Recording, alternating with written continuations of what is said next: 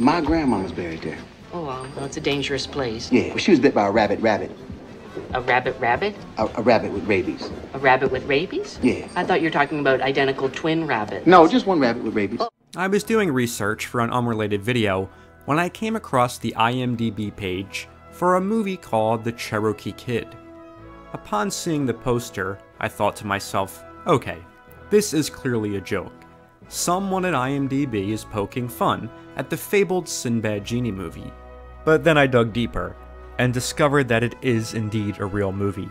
A full-fledged Western comedy starring Sinbad as a gunslinger known as the Cherokee Kid.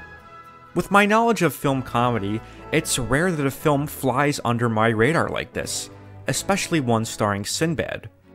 The second video I did in the series was on Houseguest after all. When I asked about it on my Patreon and Twitter, the consensus seemed to be the same.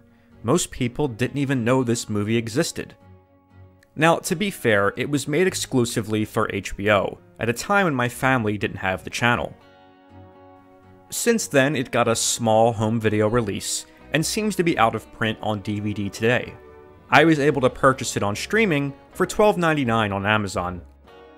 And I just couldn't resist the opportunity to take a look back at this seemingly forgotten movie. A Mandela-affected film that actually exists. The Cherokee Kid. An almost cult classic. You ever watch a movie for the first time as an adult and think, man, I would have loved this movie as a kid. Why couldn't I discover it then?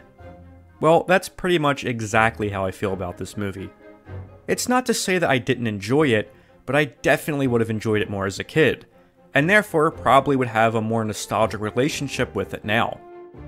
That being said, I still can't believe it managed to bypass my childhood. If I would have just seen this cover in Blockbuster, I would have instantly rented it. But anyway, here's the gist of the plot.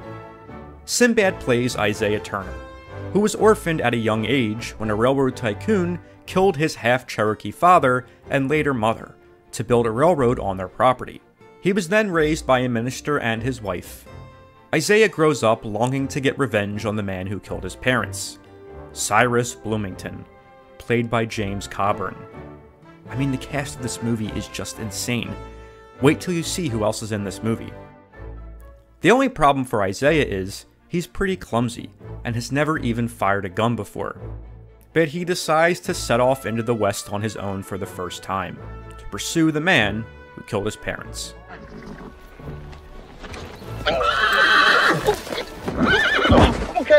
I'm okay, Paul.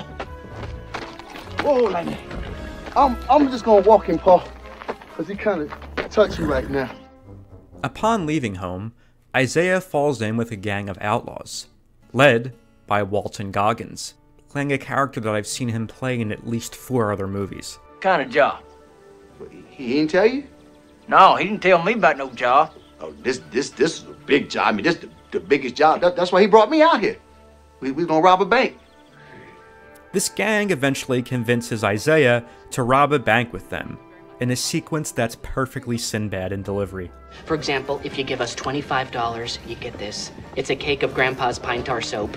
Now, I have heard about this. Is this the one with witch hazel? Absolutely. Well, open up your pores. It smells so fresh. It's guaranteed to leave you refreshingly clean. I have some other friends that need to be clean. Can I ask them? Of course. After this, Isaiah then meets a traveling mountain man named Otter Bob, played by Burt Reynolds. When I read about you, it's like you'd be a big, tall man, big, strong man, like the way you look now. It's hard to believe that you're really here. Otter Bob teaches Isaiah all that he knows about surviving in the wilderness. I honestly wish this entire movie had just been a buddy comedy between these two characters. Because, oddly enough, Sinbad and Burt Reynolds have some pretty good chemistry. What kind of mountain man would kill a little old defenseless bunny? You need to be hunting bear, mountain lion, something that got a chance of killing you when you go at it. Okay. But Isaiah has to move on, next befriending a bandito named Juan, played by A. Martinez, who Isaiah keeps inadvertently saving. Buenos dias. Together, the two of them join up with another gang of outlaws, headed up by Deadwood Dick, played by Ernie Hudson. No, don't you do it. What part of... Stop! Wait! I've fallen down. Will you wait for me? Do you not understand? I think all night. I hear what's riding like the wind. I had to catch up with him. Here, Isaiah learns the skills of a true gunslinger, and eventually even gets a new name. Man gotta have a name that he can be proud of. Yeah, that's true. You know? What are you proud of, son? My daddy. He died fighting for something he believed in. He was half Cherokee. The Cherokee Kid. The rest of the movie follows the Cherokee Kid as he turns into a sort of Robin Hood of the West, stealing from the rich to give to the poor, while a mercenary, played by Gregory Hines, is hot on his tail. I felt that sometimes there was just a little too much going on in this story. It mostly works because of the incredible supporting cast, but I wish there had been more of an ensemble feel. More like a comedic Magnificent Seven, where Isaiah formed a team with all of the people he meets on his journey. Use a damn fork, Graham.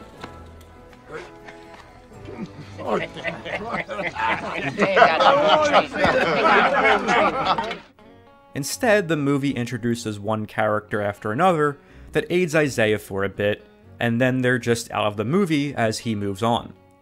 I mean, I would have loved to see the Ernie Hudson and Burt Reynolds characters interact together, but they have no scenes together. Most of the jokes in this movie stem from the central premise that it's Sinbad in the West, but honestly, I'm okay with that. Billy Bob. It's Jim. It's Jim Bob with a G. It's Jim Bob. I'm sorry, all them Bobs are throwing me off. There's Ray Bob and Jimmy Bob. I can't get off the Bobs right now. Well, it's Jim Bob with a G. I want to show you something. All right. It's still fun to watch, even if parts of it didn't work for me. Sinbad only headlined 2 other movies, House Guest in 1995 and First Kid in 1996. And then Sinbad just kind of stopped making movies, riding off into the sunset. He would appear in supporting roles but never star in a comedy movie again. And it's a damn shame, because he is incredibly fun to watch. He may not be the greatest actor or even the most dynamic performer, but he made all of these seemingly forgettable 90s comedies so memorable just because he's in them. I'm gonna go out and bury him for them animals, tear him up. Ain't nothing worse seeing a man's body lay there and rotten animals on him, and you don't know what it is. You walk up on it, and you think it's like a dead dog, but as a person, you see this big head there, and it scares you, and the horses get spooked. So I'm gonna go get him, because I don't want to see that happen out there. Nice meeting you. I wish he had gotten more chances to headline his own movies. Discovering this movie for the first time in 2021 was like finding a much-needed lost 90s time capsule with a hidden gem of a movie. Sinbad's genie movie Shazam may exist in another timeline, but I'm glad that in this one, we have the Cherokee Kid in its place.